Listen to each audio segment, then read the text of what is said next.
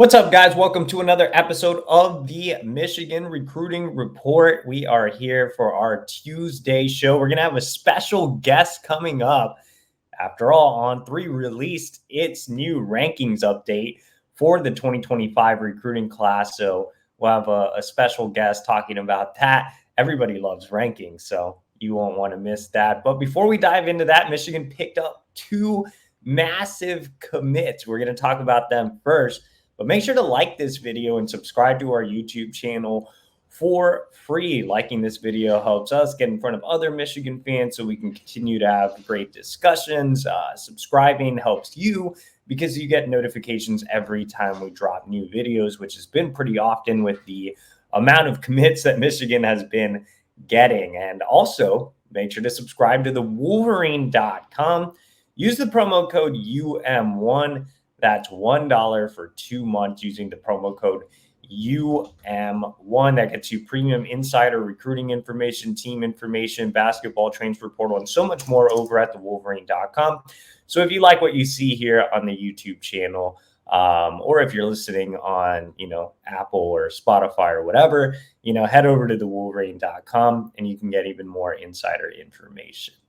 All right, guys, like I said, Michigan picked up two massive commitments. The first one was Ivan Taylor, top 100 safety out of Florida, who flipped from Notre Dame to Michigan. Now, Ivan Taylor's recruitment was interesting. He committed to Notre Dame in December. Now, Notre Dame started to stack up its secondary class just a couple of days before Taylor made the call to Michigan. They ended up picking up a commitment from Jadon Blair, who's another top 100 safety. So, it was getting kind of crowded back there, and I think Ivan wanted to keep his options open. Now, that's not to say that Notre Dame didn't want to keep him in the class. They did. They made it a top priority to keep him in the class. In fact, just hours before Ivan Taylor flipped publicly, Marcus Freeman, Notre Dame's head coach, was on the phone with him on a desperation call trying to get him to stay. Despite the fact that that secondary room was loaded up, Ivan Taylor was the highest ranked out of all of them, according to the On3 industry ranking. In fact, he was Notre Dame's highest rated defensive commit. So a great job by Michigan to flip Taylor. Now, anyway, like I said, he had been committed to Notre Dame since December, kind of opened things up a little bit, took official visits to Alabama and Michigan. And coming out of those official visits, he also took one to Notre Dame. Coming out of those official visits, it didn't appear that there was a clear leader in this race. No school seemed to feel super optimistic. Alabama was hopeful. Michigan was hopeful. Notre Dame was hoping he'd stick. And this weekend, our VP of recruiting, Steve Wilfong, was the first to report the positive movement for Michigan. Now, Taylor is the type of guy that has kept things super close to the vest, but obviously he flipped shortly after Wilfong put in a prediction. I put it in a prediction that same day as well, and Taylor flipped yesterday afternoon. And so if you watched our little featurette on him here on the YouTube channel, he is the son of former NFL player Ike Taylor, so he has NFL bloodlines. He's very technically sound. He's pretty athletic as a safety. I mean, most of you guys should be familiar, if you follow Michigan recruiting, with Jacob Oden. I don't know. I know he hasn't made an impact on the field yet. Obviously, he's just a freshman, but a bit of a similar skill set, except I think Ivan Taylor is the superior prospect, but similar in terms of their build, their ability to play safety or nickel, though Michigan recruited Taylor as a true safety, with Kainoa Winston being the nickel in this class. Also the high football IQ, Taylor has a great understanding of the game, just like Oden does. Oden being the son of a former Michigan Wolverine and prominent high school head coach. Taylor being around the game his whole life through his father being a star NFL player. So, I think these guys are very smart. They're athletic and, they just know how to make plays. You see there, Taylor just, always finds ways to make plays on the ball. So I thought Odin was a really good land last cycle. I think Ivan Taylor is kind of in that elite category. And when you look at his rankings, he's a guy that is a top 100 recruit on a couple of different sites. On3 has him just outside of the top 100 in the new rankings release. And I probably have him in that range too, somewhere between the top 100 and top 125 or 150. So I have no issue with that argument. That still makes him one of the premier safety recruits in the country. So, again, it was a massive, massive flip for Michigan, especially when you were looking at the safeties on the board. Jadon Blair committed to Notre Dame. Jordan Young seems to be trending to Clemson or Florida State. There are question marks about Ivan Taylor. So if Michigan didn't land one of the big three, it was going to be in a bit of trouble. But kudos to Lamar Morgan, Michigan's new secondary coach, for sealing the deal with Ivan Taylor. So Taylor obviously wasn't the only commit yesterday. Soon after Taylor made the call, just literally an hour later, Andrew Olesh, one of the most important targets in the 2025 recruiting cycle, also gave the Wolverines a verbal pledge. Now, Andrew Olesh was the guy at the tight end position. Michigan didn't really recruit any other tight ends. Once Steve Casula, Michigan's new tight ends coach, was hired, he really honed in on making Andrew Olesh feel like the priority. Now, remember, Penn State was considered the leader for a lot of his, recruiting process. He has ties to Penn State. There was a lot of pressure for him to pick the home state program, but it never seemed like Andrew himself really gravitated towards the Nittany Lions. Alabama made a late run for Olesh after his Michigan OV, but Michigan always seemed like the place, he really wanted to be at. Even when I went down and I visited him during the spring evaluation period, he talked so highly of Michigan and his unofficial visit and how well he connected with Casula and head coach Sherrone Moore, and saw himself as the next Colston Loveland. And that was a huge selling point as well. He talked about the tight end production, and then he made the official visit. And I think that even made him feel more comfortable around the program because he did attend Victor's weekend, which allowed him to be around some of the commits like Eli Owens and Carter Smith. Both of them recruited Olesh super hard. It allowed him to be around the tight end room. So Colston Loveland was present on his visit. Max Bredesen, Zach Marshall, all of those guys were, really prominent figures on his OV. And so I think he just felt at home at Michigan. And look, I know Michigan's had some success recruiting the tight end position. Obviously, you look at last cycle, you landed a top 150 guy in Brady Prescorn. You landed a 4-star guy in Hogan Hansen. But I think Andrew Olesh has a chance to follow the Colston Loveland route in terms of being able to get on the field really early in his career. When you look at him, I think he is one of the premier tight ends in the country.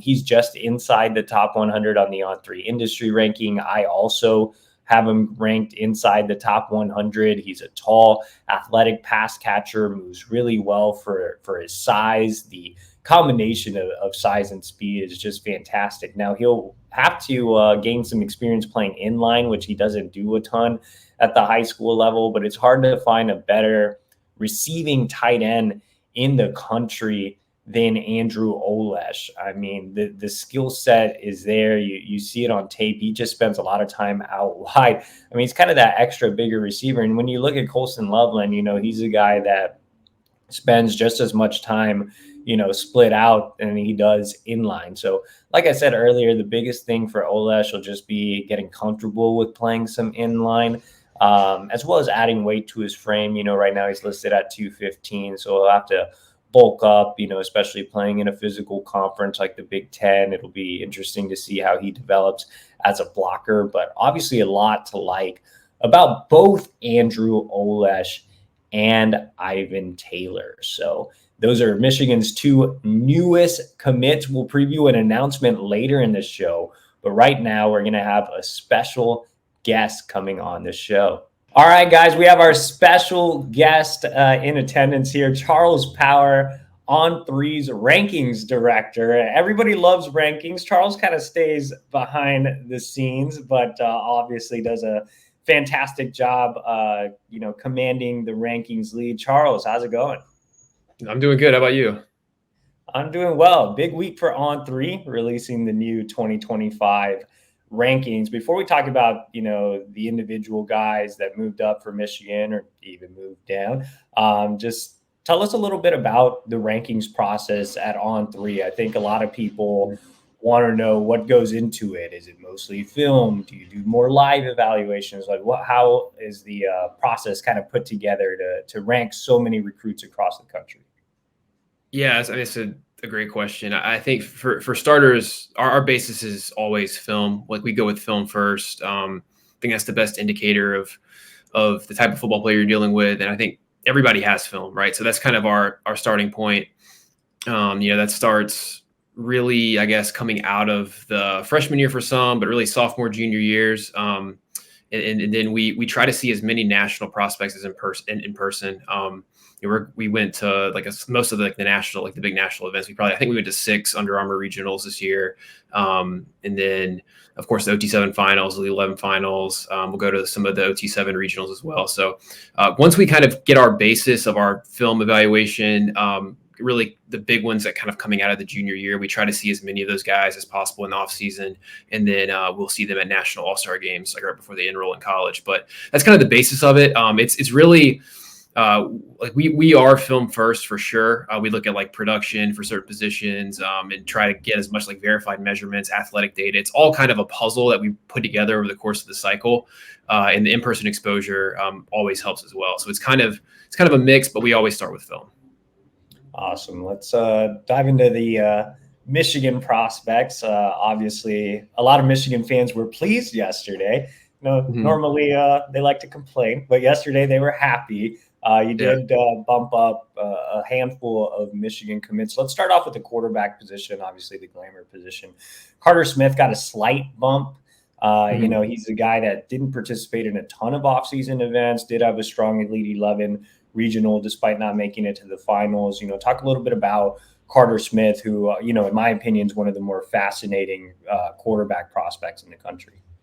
Yeah, Carter Smith, I think for starters, he's a football player. I think he's at his best when he's got pads on and it's an 11-on-11, live game setting because of his athleticism. I think he's, a very good athlete, a guy who is tough. You're watching his senior highlights that he put together, or his junior season highlights that he put together, and he's one of the first places him as a lead blocker on an option where he's just kind of getting out and running over a linebacker. So he's a guy who I think has an aggressive physical mentality for starters and is a plus athlete. I think he's made strides as a passer as well. This is a guy who's a former baseball first type of athlete and has really kind of started to work with quarterback coaches and just improve his mechanics. I think tighten up his motion a little bit. And we saw some of that in going back and watching his workout at the Orlando regional at the Elite 11. So I think he's a guy who is really kind of a true dual threat, a guy who fits Michigan's offense well. I think he could be really effective off of working off of play action, the quarterback run game, kind of what we saw Michigan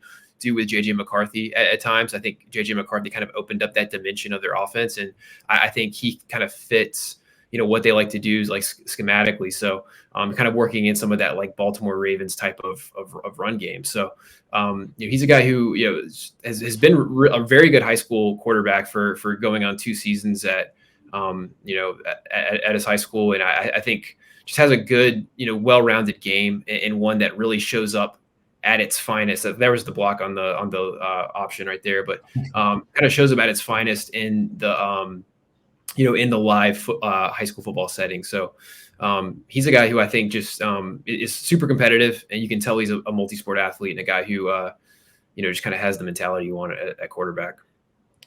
I know this is a kind of a broad question and one you probably hate to answer, but what do you think his ranking ceiling is, if he continues to make strides as a passer, as a senior?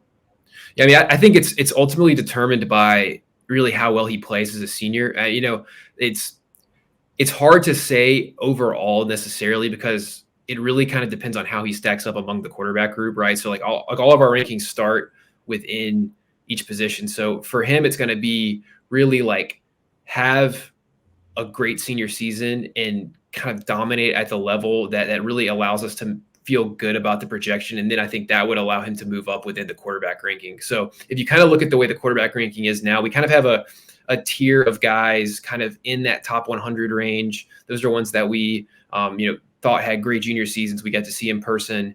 And then it's kind of that next tier kind of within that 100, like 150 to 200 range. So I think, it's realistic for him if he had a fantastic senior season, to move up probably into like the, 150s, low 100s type. But, I think some of that it's really hard to say because there's so many moving parts with each quarterback. So, but I would say something kind of like that. But, I definitely think there's a lot to like about Carter Smith, and ultimately we're kind of like projecting towards the NFL as well. So I think the biggest thing with him would just be really making a jump as a passer would probably be the biggest area that we would be looking for.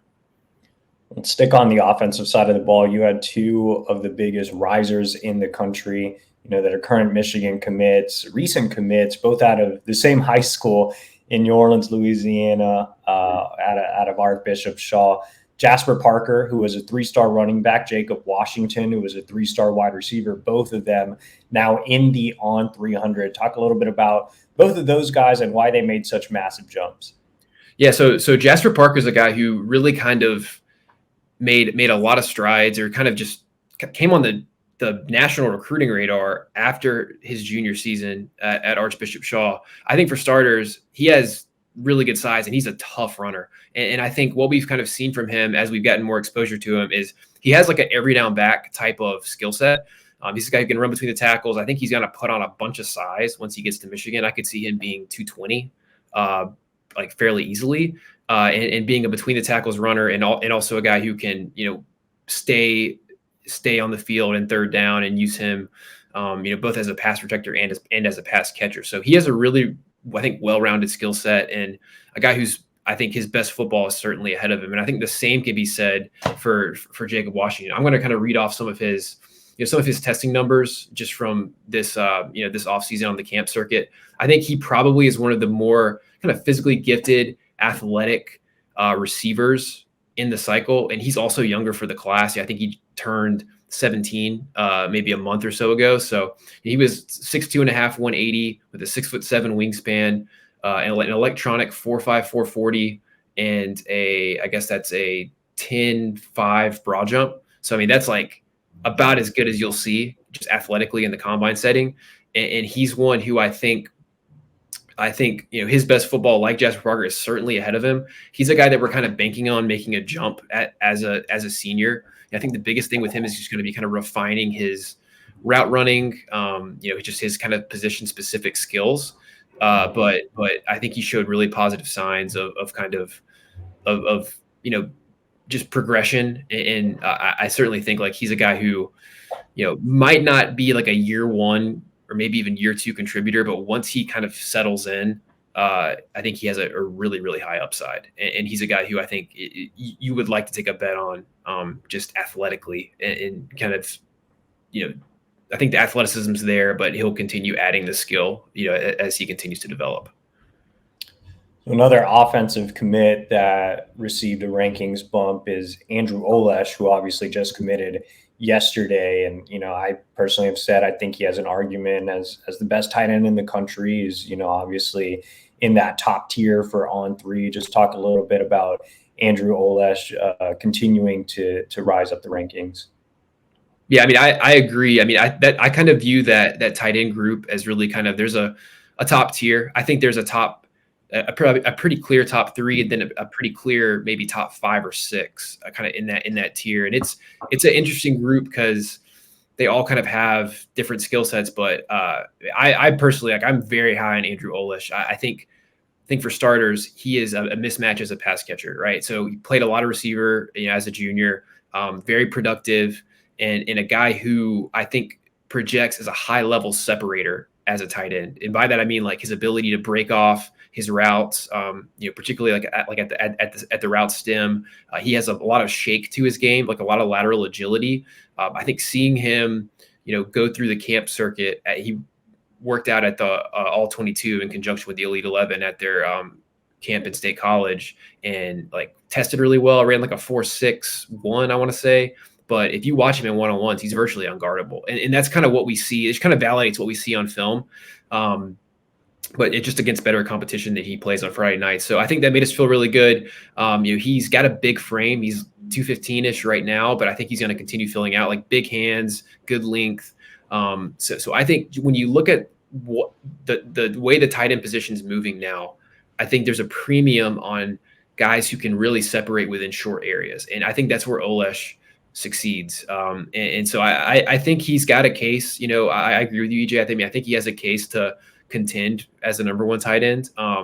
It's a tough position to evaluate nowadays with just the way, just kind of the differences in types of players and the way it's going. I think it's trending more towards this type of tight end. We just saw Brock Bowers be the number one tight end in the NFL draft. Those type of guys wouldn't have gone that high recently. So, Olesh certainly has a bigger frame than Brock Bowers, but just in terms of his skill set as really a pass catching first type of tight end, I think he certainly has a case, and he's one who I think is a pretty safe bet. Like I feel good about his not only his ceiling but his floor. I think this is a guy just from his skill level. I think you'd feel really good about it. I think he's a huge get for Michigan. Like Michigan has really optimized the tight end position. They have Colston Loveland, who I think people expect to be a high NFL draft pick. Certainly has a case as the top tight end returning in college football.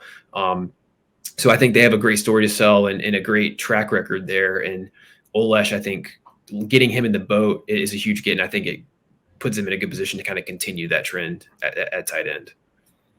Let's flip over to the defensive side of the ball, which, saw, again, one of the biggest risers in the country. And that was Jalen Williams, who I've been high on for like the last year. So I was super excited when I saw the update and he got the bump. What did you see out of Williams that made you bump him from 3-star to inside the On300?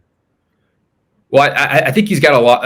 First off, he's got good size, and I think he has positional versatility. I mean, he's it's like 6'5.5", 255, and he's a twitchy mover, a guy who I think can disrupt him along multiple spots in the D line. You could kick out to end and be a big kind of edge setting defensive end, and I think it's not within outside the realm of possibility that once he gets to Michigan, he could put on 30, 40, 50 pounds and be a guy who's just, you can move all over the front. So I think he was just very disruptive. You go watch his film. I think he's a high effort player. I think he's going to continue getting better as he just gets more and more technical. But, I think just his versatility, the size, the frame, and just his ability to disrupt from multiple positions. And I think when we were looking at the D-line group kind of in total, in this update and kind of learning more about these guys just as a group, we felt like he certainly stacked up higher than where we had him previously. So he's a guy who I think we felt better about going back and having kind of the full balance of information and exposure going into the senior year. We felt good about moving him up. Let's talk about some guys that dropped. Let's stay on the defensive side of the ball. You had Nate Marshall, who was once Michigan's highest rated commit, now outside of the top 100 for On3. What kind of caused the Nate Marshall drop? Yeah, I mean, some of that was just movement within the position. I think going back and just kind of watching his camp stuff, his size, I think we just like that range for him a little more. It's nothing like necessarily like over like one particular thing, but just kind of how he stacks up within that D-line group. We had some other guys move up, and we kind of felt like the 12 range kind of within that group was probably more indicative of where we had him, but still like Nick Marshall a lot. I think he's definitely got some traits and athleticism to work with. I just kind of want to see him continue to improve as a finisher and kind of just like hone his overall like technical skill set. But obviously he's got great genetics, and I think just the biggest thing is just going back and watching his junior film, looking at the camp stuff. I think we want to see him kind of make a jump as a senior, because he was a guy that we've kind of known about, been high on, really, I think dating back to maybe his sophomore year. So just kind of looking for him to make a jump as a senior, but we still like him. It was just more about kind of where he stacked up within the group. What do you think he'll be at the next level? I think that's been the biggest question mark for me. I think the listing on the height weight is actually a little generous. I've been pretty vocal about feeling like Nate Marshall's a bit of a tweener. So, where do you kind of see him at that next level? Yeah, I think that's kind of part of our just kind of question, or kind of what we're wondering. I think he's probably closer to 6'4" than 6'5", but I think it's going to depend on how much weight he puts on. So I think Michigan has done a great job. Like, I think they have a really strong case as like the best developmental program in the country with how they get guys bigger, get guys stronger. Their strength and conditioning, really through under the Jim Harbaugh era has been like awesome. So I think there's a world where Nate Marshall is like a 300-pounder, and you could maybe be like a big defensive end who could slide down and play like 3 technique and pass rushing situations. But I think there's a little bit of ambiguity about where he settles in there. And I think that's really going to kind of come down to his physical development. But you can see like on the video right there, like his natural athleticism and coordination, I think, is what really attracts us to him just as a blue chip prospect. But I think the biggest thing is going to be just him becoming more and more disruptive and kind of settling in like with an identity as a defensive player. And he shows flashes, but I think it's just to kind of be that like top 100, top 75 type of defensive lineman. I think you want to see just consistent disruption. And I think that's the area where he can continue to improve as a senior. One of the newer commits that dropped a little bit was Ivan Taylor. You haven't had a chance to share your thoughts with, I know you sent me the audio. I haven't put out the story yet. So just talk a little bit about Ivan Taylor and your thoughts on him as a prospect. Yeah. Ivan Taylor is a guy that we've known about for a while. Obviously his dad, Ike Taylor, is just the Super Bowl winning NFL DB. I think with Ivan Taylor, for starters, he is very polished. You can watch him play, and it's not a shocker to learn that this is the son of an NFL defensive back. He's really a safety only at this point, so like we don't really necessarily have like an overwhelming athleticism or kind of multi-positional context, which I think is like we do value at safety. But just in terms of his level of development and polish at playing the position, I think there's a lot to like there. I think he's a super fluid mover, maybe a little quicker than just straight line fast, but he's very fluid. He's physical. I think he can cover. He can play multiple spots. So, I think he's a guy who is coming into Michigan with a high floor, and I think could be in a position to like see the field pretty early as an underclassman. But I think some of his rankings movement was affected by safeties moving up. And there's really kind of like, if you look at our rankings in the safety position, there's really like a pretty tight cluster of safeties. And a lot of them are kind of from, around 75 to 150. And some of that has to do with the way we construct our overall rankings. Is a lot of it is like positional value factors in, and safety is a position that just doesn't see like a lot of first round or sometimes even second round draft picks. I think there's been maybe 3 safeties taken in the first round. I think off the top of my head, maybe 3 safeties in the first round in the last like 6 or 7 drafts. So it's not a position where we have a ton of safeties ranked high overall. And there's kind of like a little cluster there, kind of in that range of the On300. So that probably, I guess, is to explain where those guys fall in the overall rankings. But it's a really tight group and a loaded group in that tier. But I think Ivan Taylor is certainly a big get for Michigan, and a guy who I think brings a really polished and kind of developed skill set to Ann Arbor. So he's definitely a guy that Michigan should be excited about. And I think he's gotten bigger as well. Like, we got some verified measurements on him. He was previously like 5'11 and a half, I think 165, 170, and he's, closer to 6'1.5", 180 now. So he's continuing to fill out. So I'm looking forward to seeing what he does as a senior. But really like him on film for sure. Let's flip back to the offensive side of the ball. Again, we talk about Carter Smith being a super fascinating recruit. Another one on that side is Donovan Johnson, just because he hasn't played a ton of football, coming off a torn ACL. He's a guy that did drop significantly yesterday. Just kind of talk a little bit about Donovan Johnson and maybe what you want to see from him as a senior to see if he can rise back up the rankings. Yeah, Donovan Johnson is an interesting case in that we really don't have very little new on him the past 2 years. So he's a guy that we really liked coming out of his freshman season at Cavalry Day in Savannah, Georgia, where he's from, and he transferred to IMG and was kind of a backup type as a sophomore, didn't get a ton of carries, and then missed all of last year. So there's really like not a lot recent to look at with him. So our thought process was, he's going to stay as a 90 until we see more. But then we had 35 players move in to the On300, like Jasper Parker, Jacob Washington being two of them. So all those guys moving in kind of naturally push everyone down. So we wanted to keep him as a 90 just because he's kind of in a holding pattern for us. But what we saw as a freshman, like he looked like one of the best running backs in the class. Now, granted, it's a very, very early look at the class, and there's so many more prospects emerge over the next 3 years. But I think if he's healthy and he's as athletic as he was, this is a guy who I think has a very high upside. And I think with Michigan, it's a dice roll on just his talent level. I certainly would classify him now as things go into his senior season as kind of a boom or bust type, because I think, he could go off and make Michigan look really, really smart for taking him right now. But then again, we just haven't seen it. So it's one of those deals where kind of in a holding pattern until his senior year. IMG, I think it's safe to assume he's going to split carries anyway, but we just really want to see how he looks more than anything.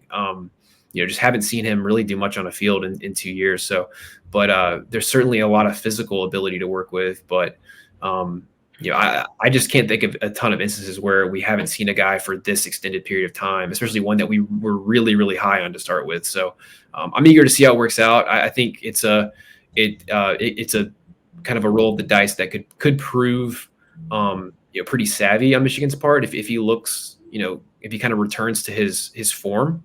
The last time we saw him in extended action, but he's a fascinating recruit for sure. And it's one that I don't have a lot of, prior examples to kind of go back on and to compare situations like this. The last commit I'll ask you about, because he was one that Michigan fans were the most talkative about yesterday. Remained a 3-star, so nothing much really changed with him, and that's Avery Gash, offensive lineman, local guy. He is, I think, the lowest, or On3 is the lowest on him out of any recruiting service. So I guess just talk a little bit about Avery Gash and what you kind of need to see from him. Yeah, so Avery Gash is one that I've kind of thought a decent bit about, over the past couple weeks. So, he's a fantastic football player. I think, our ranking of him kind of coming out of his junior year, some of it was just due to upside. He doesn't have like prototypical length, necessarily maybe the biggest frame, but he's maximized what he has, and there's no doubt he's a great football player. I think for us, it's kind of trying to kind of thread the needle or kind of find a balance between the upside and where he's at from a just a kind of a high floor perspective. But I am increasingly impressed by him, and I think he's one that, if he comes out and continues to play at the level he's playing at and kind of stacks up well with other guys kind of in that position group, I could see him going up. I'm not sure he has like necessarily the highest ranking ceiling just due to the kind of the physical attributes, but there's no doubt. I mean, he is a nasty, technical, kind of violent offensive lineman, and certainly I think projects on the inside just due to his dimensions. But this is the type of guy that Michigan's built these great offensive lines with. Might not be a first or second round draft pick, but it's just like a rock solid player who plays with the mentality and attitude that they like. So, if you had a line full of Avery Gatches, like, you would be a really good college offensive line. And we're kind of projecting kind of the individual impact and kind of where their talent level kind of is manifested in the NFL draft. So it's a little different, but I think if you're building a team and you're at Michigan, this is a guy, if you're a Michigan fan, I think you should be excited about. So I'm looking forward to seeing more from him. But I think, what he's put on film and, like I think just how he's looked this offseason, it has to be taken as encouraging. So he's one that I'm going to be watching closely. I guess that's kind of what will be my message is he's definitely on our radar and one that I'm going to be watching closely this fall. Last question I'll sneak in here in terms of targets. There were 2 targets that I think caught a lot of Michigan fans' attention, caught my attention. One moved up pretty high and one moved down a bit, and they're 2 big targets on Michigan's recruiting board right now. One is Jaden Sanders, a cornerback out of Kilgore, Texas, who moved into the On300. I remember texting you when Michigan first offered him. He didn't even have a ranking, so it was cool to see him move into the On300. And then on the flip side of the coin, you had Andrew Marsh, who is also from Texas, On300 wide receiver, who fell, I believe it was about 20 spots or so. Mm-hmm. But talk a little bit about each one and, why Sanders moved up, why Marsh kind of moved down. Yeah, Jaden Sanders, I remember you texted me about him, and I watched him, and first off, I thought his film was really good. He's, from East Texas, very competitive area of high school football. I know you're familiar with East Texas UJ, and I think 2-way player, made a lot of plays. I think he shows good ball skills, ball production at corner. We don't have verified size on him. That's kind of an approximation right there, but definitely I think has legitimate size. Like looks to be 6'1" plus, good length. He's continued filling out. I believe his dad played at TCU. I think his mom was also a college athlete, so he's got pedigree for sure. And I think he has like a 6 foot plus high jump, so has some track stuff that's encouraging. So I think when you watch the film, you feel like pretty good about him stacking up physically and just from a skill perspective among that corner group. And you can see right there he plays receiver. So we love to see the 2-way production because I think it just kind of emphasizes like the level of playmaking and athleticism. But yeah, I think he's a guy that we felt good about putting in there. And some of it was just learning more about the group in general. And I felt like when I was going through corners, he stacked up kind of as a blue chip type prospect. And it is easy to see why this would be a guy that Michigan would be attracted to. I think he fits what they like at corner. So just kind of overall just found him to be pretty impressive and stack up well within the group. So yeah, I think he was one that I kind of came away from this update definitely liking more. And I think we're an outlier on him currently, but I would not be shocked if he's a guy who kind of moves up within the industry rankings. Awesome. No, like I said, on the flip side of the coin, you had Andrew Marsh, I think, dropped a couple spots. Just talk about him. Yeah, Andrew Marsh's move was really more about other guys going up at receiver. We've seen him some this offseason. I think the biggest thing with Andrew Marsh is he's got really strong hands. He's finishes through contact, probably quicker than fast, I would say, and he's a little kind of more of like a straight line type of receiver, but just very strong hands, finishes through contact. He showed that at the Houston Under Armour camp, and still like him. I think he's just a guy who is kind of projects as like kind of a reliable possession receiver, a guy who can win in contested situations.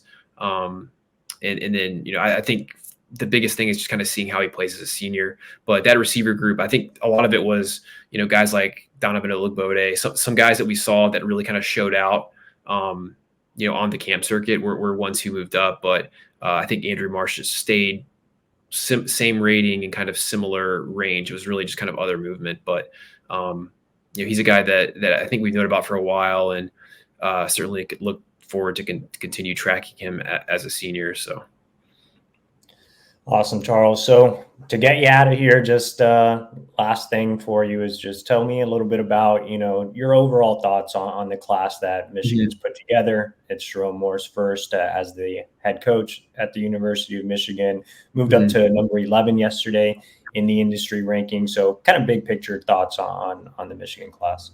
Yeah, I mean, I think it's a really good class so far, and I think if you're a Michigan fan, you have to kind of be encouraged by the direction it's going. I think for starters, I think Michigan's hitting at positions and really going after the types of prospects that we've seen them have success with. You look at like a guy like Kanoa Winston. Like I think he fits the mentality. These are all like really kind of physical, hard-nosed football players.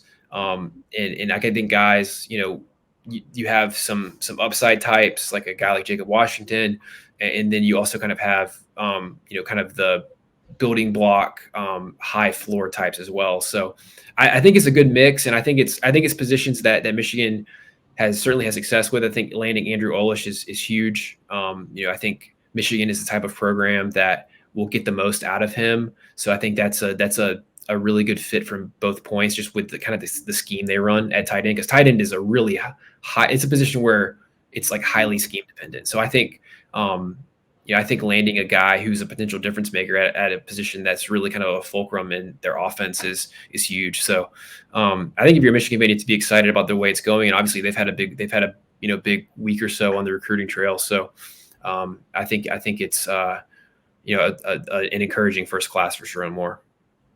Awesome, Charles. We appreciate you for joining the show. I know Michigan fans will appreciate it as well. Thanks for everything that you do on the ranking side. Of course. Sounds good. Appreciate it. All right, guys. So that was Charles Power. Again, does a fantastic job behind the scenes putting together the rankings with the help of Cody Belair and their staff over there. So again, some great information and an inside look at everything Michigan rankings related. And so, like I said, if you want more from Charles and myself and everybody, you can head to thewolverine.com and subscribe using that promo code UM1. Now, that is $1 for 2 months over at thewolverine.com using the promo code UM1. Now, that interview is actually brought to you by our sponsor, My Perfect Franchise. Are you a displaced corporate executive or wanting to put your career in your own hands? Or are you an experienced entrepreneur wanting to diversify? Andy Ludicky can help. Andy is a huge college sports fan and franchise veteran, having owned multiple franchises and businesses. Using his expertise, he helps others find the American dream through a very thorough consultation and evaluation process. Call Andy, put your life and career in your own hands.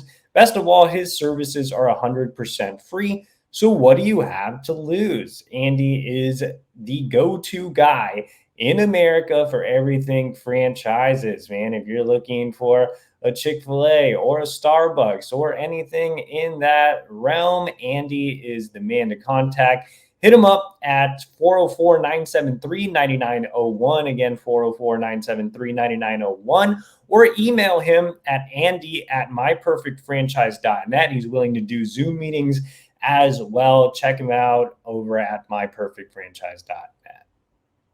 All right, so let's get out of here by ending on a quick preview of the Philip Wright decision. Now, Michigan, like I said, just landed 2 commitments, 2 massive ones with Andrew Olesh and Ivan Taylor. Now the Wolverines are looking to close with 3-star wideout Philip Wright out of Louisiana. Michigan has the heavy lead on the On3 recruiting prediction machine with a 92.6% chance of landing him. I've had a prediction in for several weeks now, dating back to his official visit. I think, Michigan knocked it out of the park there. Georgia, LSU both flirted with Wright, but I think Michigan has made him a bigger priority. Baylor, Georgia Tech, received official visits, but I think that Michigan has done a fantastic job of prioritizing him, making him feel wanted. And, he has a personal connection with wide receivers coach Ron Bellamy, who is also from Louisiana. So I'm sticking with my prediction for the Wolverines. Again, he is set to make his announcement on Saturday. So we'll have full coverage of that over at thewolverine.com, as well as on our YouTube channel. So make sure to hit that like button, subscribe to our YouTube channel for free for everything Michigan related. And I will see you tomorrow for our Q&A show.